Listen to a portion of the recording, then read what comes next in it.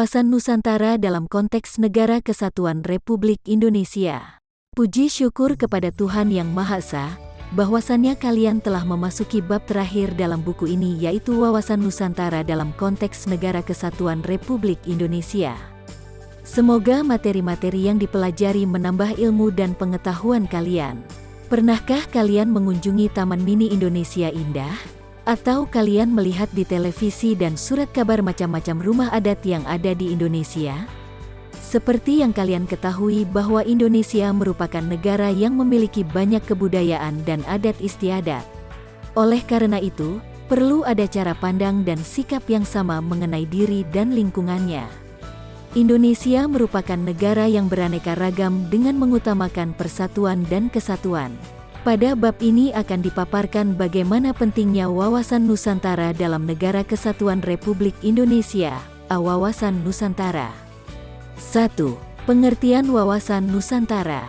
Apa yang kalian ketahui tentang istilah wawasan Nusantara? Pernahkah kalian membaca tentang literatur wawasan Nusantara? Jika belum, carilah di internet atau sumber lain tentang wawasan Nusantara. Atau mari kita pelajari bersama-sama tentang wawasan Nusantara pada subbab ini. Berdasarkan teori-teori tentang wawasan, latar belakang, falsafah Pancasila, latar belakang pemikiran aspek wilayah, aspek sosial budaya, dan aspek kesejarahan, terbentuklah satu wawasan nasional Indonesia yang disebut wawasan Nusantara dengan rumusan pengertian yang sampai saat ini terus berkembang.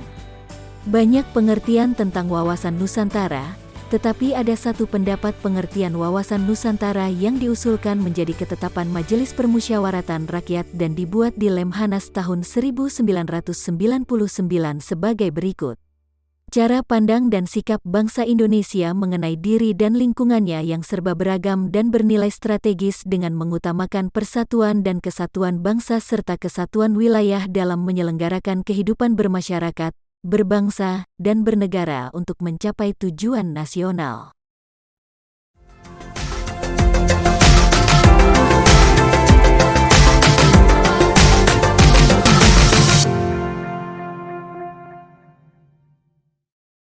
Dengan demikian, wawasan Nusantara mencakup semua aspek kehidupan yang utuh sehingga tidak dapat dipisah-pisahkan sesuai dengan kepentingan. Bangsa Indonesia yang majemuk harus mampu membina dan membangun atau menyelenggarakan kehidupan nasional yang baik. Untuk itu, pembinaan dan penyelenggaraan tata kehidupan bangsa dan negara disusun atas dasar hubungan timbal balik antara semua aspek dengan mengutamakan persatuan dan kesatuan nasional. Dari pengertian di atas, maka pengertian yang digunakan sebagai acuan pokok ajaran dasar wawasan Nusantara sebagai geopolitik Indonesia adalah cara pandang dan sikap bangsa Indonesia mengenai diri dan lingkungannya yang serba beragam dan bernilai strategis dengan mengutamakan persatuan dan kesatuan wilayah dan tetap menghargai serta menghormati kebinekaan dalam setiap aspek kehidupan nasional untuk mencapai tujuan nasional. Secara etimologis, wawasan Nusantara berasal dari kata wawasan dan Nusantara. Wawasan berasal dari kata wawas, bahasa Jawa, yang berarti pandangan, tinjauan dan penglihatan indrawi. Jadi, wawasan adalah pandangan, tinjauan, penglihatan, tanggap indrawi.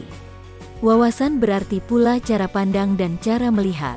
Nusantara berasal dari kata nusa dan antara. Nusa artinya pulau atau kesatuan kepulauan. Antara artinya menunjukkan letak antara dua unsur. Jadi, Nusantara adalah kesatuan kepulauan yang terletak antara dua benua, yaitu benua Asia dan Australia, dan dua samudra, yaitu Samudra Hindia dan Pasifik. Berdasarkan pengertian modern, kata Nusantara digunakan sebagai pengganti nama Indonesia. Sedangkan terminologis, wawasan menurut beberapa pendapat sebagai berikut. A. Menurut Prof. Wan Usman, wawasan Nusantara adalah cara pandang bangsa Indonesia mengenai diri dan tanah airnya sebagai negara kepulauan dengan semua aspek kehidupan yang beragam. B. Menurut GBHN 1998, wawasan Nusantara adalah cara pandang dan sikap bangsa Indonesia mengenai diri dan lingkungannya, dengan dalam penyelenggaraan kehidupan bermasyarakat, berbangsa, dan bernegara. C. Menurut kelompok kerja Wawasan Nusantara untuk diusulkan menjadi TEP MPR, yang dibuat Lemhanas tahun 1999, yaitu cara pandang dan sikap bangsa Indonesia mengenai diri dan lingkungannya yang serba beragam dan bernilai strategis dengan mengutamakan persatuan dan kesatuan bangsa serta kesatuan wilayah dalam penyelenggaraan kehidupan bermasyarakat, berbangsa, dan bernegara untuk mencapai tujuan nasional. Berdasarkan pendapat-pendapat tersebut, secara sederhana Wawasan Nusantara berarti cara pandang bangsa Indonesia terhadap diri dan lingkungannya. Wawasan Nusantara sebagai wawasan nasional Indonesia pada hakikat merupakan perwujudan dari Kepulauan Nusantara sebagai satu kesatuan pertahanan dan keamanan. Selain itu juga, Wawasan Nusantara merupakan pencerminan dari kepentingan yang sama, tujuan yang sama terpeliharanya persatuan dan kesatuan bangsa dan kesatuan wilayah Indonesia. Dengan kata lain sebagai wawasan nasionalnya, Wawasan Nusantara menjadi pola yang mendasari cara berpikir, bersikap dan bertindak dalam rangka menangani permasalahan yang menyangkut kehidupan bermasyarakat, berbangsa dan bernegara.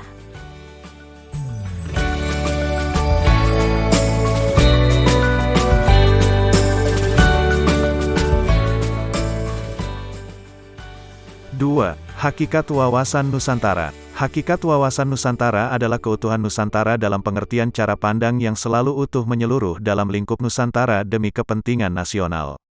Hal tersebut berarti bahwa setiap warga masyarakat dan aparatur negara harus berpikir, bersikap, dan bertindak secara utuh menyeluruh demi kepentingan bangsa dan negara Indonesia.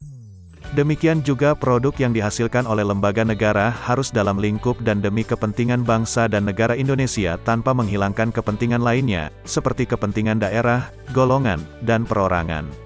Kita memandang bangsa Indonesia dengan Nusantara merupakan satu kesatuan. Jadi, hakikat Wawasan Nusantara adalah keutuhan dan kesatuan wilayah nasional. Dengan kata lain, hakikat Wawasan Nusantara adalah persatuan bangsa dan kesatuan wilayah. Dalam GBHN disebutkan bahwa hakikat Wawasan Nusantara diwujudkan dengan menyatakan Kepulauan Nusantara sebagai satu kesatuan politik, ekonomi, sosial budaya, dan pertahanan keamanan.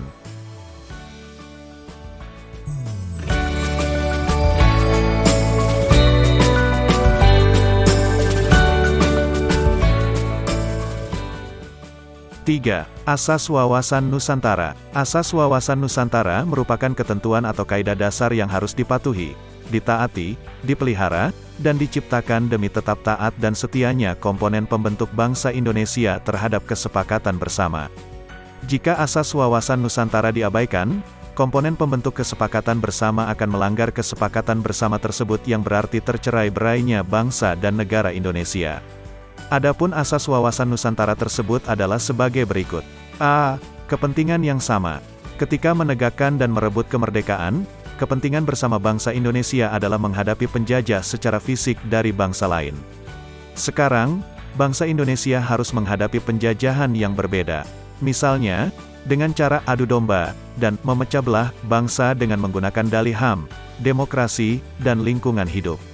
Padahal, tujuan kepentingannya sama yaitu tercapainya kesejahteraan dan rasa aman yang lebih baik daripada sebelumnya. B. Keadilan. Kesesuaian pembagian hasil dengan adil, jerih payah, dan kegiatan baik perorangan, golongan, kelompok maupun daerah. C. Kejujuran. Keberanian berpikir, berkata, dan bertindak sesuai realita serta ketentuan yang benar biarpun realita atau ketentuan itu pahit dan kurang enak didengarnya. Demi kebenaran dan kemajuan bangsa dan negara, hal itu harus dilakukan. D. Solidaritas. Diperlukan kerjasama, mau memberi, dan berkorban bagi orang lain tanpa meninggalkan ciri dan karakter budaya masing-masing. E. Kerjasama. Adanya koordinasi, saling pengertian yang didasarkan atas kesetaraan sehingga kerja kelompok, baik kelompok kecil maupun besar dapat mencapai sinergi yang lebih baik. F. Kesetiaan terhadap kesepakatan bersama untuk menjadi bangsa dan mendirikan negara Indonesia yang dimulai, dicetuskan, dan dirintis oleh Budi Utomo tahun 1908, Sumpah Pemuda tahun 1928, dan Proklamasi Kemerdekaan tanggal 17 Agustus tahun 1945. Kesetiaan terhadap kesepakatan ini sangat penting dan menjadi tonggak utama terciptanya persatuan dan kesatuan dalam kebinekaan. Jika kesetiaan ini goyah, dapat dipastikan persatuan dan kesatuan akan hancur berantakan.